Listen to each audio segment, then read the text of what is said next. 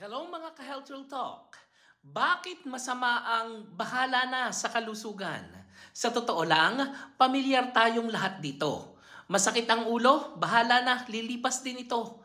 Check up, wag muna, sayang ang pera. Diet, bahala na, minsan lang naman kakain. Pero tandaan, ang bahala na attitude sa kalusugan pwedeng mauwi sa huli na. The Filipino bahala na mindset. Ang salitang bahala na ay minsan tanda ng tapang. Yung tipong kaya ko to kahit anong mangyari. Pero sa usaping pangkalusugan, ang bahala na ay nagiging paulit-ulit na dahilan ng kapabayaan. Ginagamit natin ito bilang escape, hindi faith. Kaya sa halip na humingi ng tulong, pinipili nating tiisin, tiwala na lang sa swerte kahit alam nating may nararamdaman na. Ang epekto ng bahala na sa kalusugan, una, delayed check-up, delayed diagnosis. Maraming sakit ang nagsisimula sa tahimik, gaya ng hypertension, diabetes, cancer. Walang sintomas sa simula. Pero dahil sa bahala na, nalalaman na lang kapag malala na. Pangalawa, self-medication culture. Imbis na magpatingin, iinom ng gamot na ginamit din ni kumare. Resulta, maling dosage, komplikasyon o resistant na sa infection. Pangatlo, ignoring lifestyle diseases. Wala pa yan. Bata pa ako. Hindi ako naninigarilyo. Pero sa loob ng katawan, unti-unti nang nasisira ang sistema.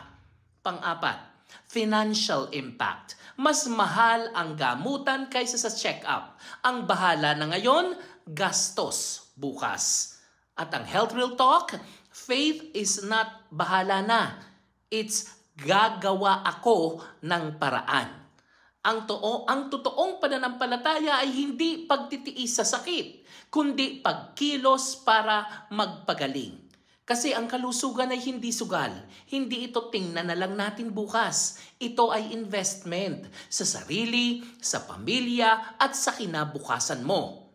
Practical preventive health habits. Una, annual check-up. Kahit basic lab test lang, CBC, cholesterol, sugar, urinalysis, triglycerides, BP monitoring.